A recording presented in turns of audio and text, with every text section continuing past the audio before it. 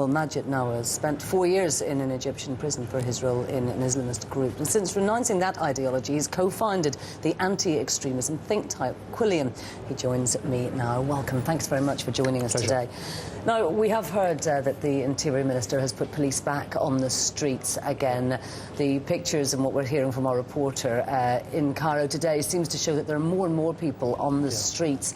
This is a very fast-moving and fluid situation, but it doesn't seem like it's going to go away, does it? It won't go away. I'm speaking to leaders of this revolution on the ground. I was in prison with some of them. They were my cellmates, including the leader of the largest opposition party, the Tomorrow Party. His name is Ayman Noor, and he contested Mubarak in 2005 in the presidential elections and was then given 7 years in prison. And that's where I first met him, in Masra Tora prison. They assure me when I speak to them, and leaders of other movements such as the Kifaya or Enough movement, Ahmed Saif is a lawyer from there, and Ahmed Salah, who's the founder of the 6th of April movement, they all assure me they're not going to give up. And in fact, that if Mubarak, as he's doing, doggedly clings on to power, and as his interior minister is now doing, sends the police back onto the streets, it's only going to provoke an even more angry reaction from the people. And we saw this in Tunisia.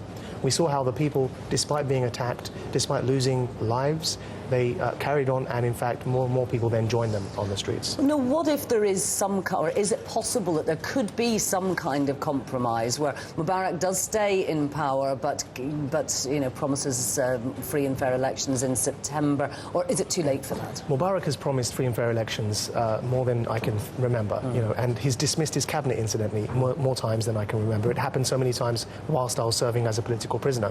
I mean, people are fed up with a country that has institutionalized torture. They're fed up with a president who remained in power for 30 years under emergency law and refused to appoint a vice president. I think we can reach a compromise. The compromise doesn't involve Mubarak. Right. That in itself is a compromise. He has appointed his vice president, the former head of military intelligence, Omar Suleiman. Omar is known, and again, I've been speaking to friends who know him personally. Omar is known as a man who is respectable. He's known as a serious and a stable man. Now, what Omar is able to do is crucial in the next few days. I think, and my advice to him would be that Mubarak has become a liability, not just to Omar personally and to the old guard personally. He's become a liability to Egypt. He's become a liability to Israel, and his remaining jeopardizes relations with Egypt and the West, and with Egypt and Israel and the peace process. I think Omar should step in to encourage Mubarak to step down, and then Omar Suleiman should get involved in negotiating with the opposition leaders and orchestrate a peaceful as possible transition to a new democratic Egypt that doesn't involve Mubarak.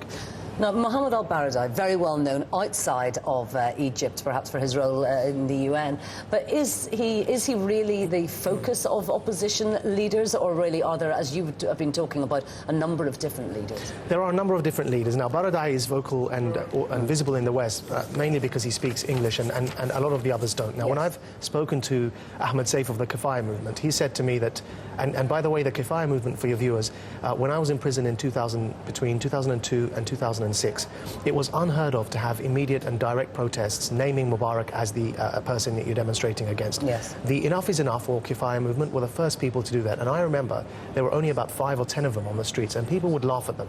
And now look what it's resulted in.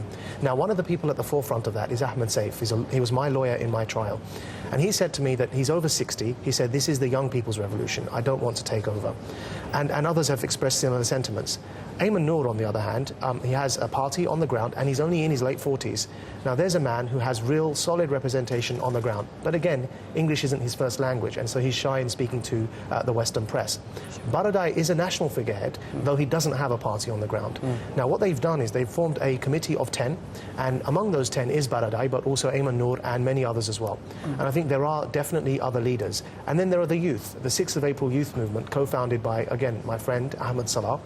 They're all sort of very, very young people. And of course, they wouldn't be able to run the country, but they would back a new generation leader. No, there is a concern outside of Egypt, and indeed in Egypt as well, that this might become an extremist revolution, the chance of an extreme Islamist takeover. Is that likely on the ground? There is a danger there. However, currently, I don't think that's going to happen, but the danger is ever present, and we need to be aware of that. I'm sorry to keep harking back to my prison days, but again, I was imprisoned with the current global leader of the Muslim Brotherhood, Dr. Muhammad al-Badia. I know him, again, personally from my prison days. Now, I think that from my knowledge of him and his movement, the decision they've made to keep in the background is very significant. They were not behind instigating this revolution.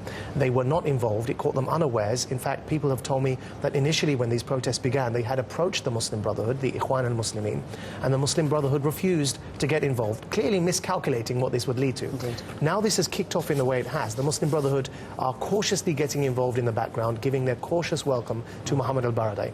Now, Baradei is no Islamist, he's no extremist.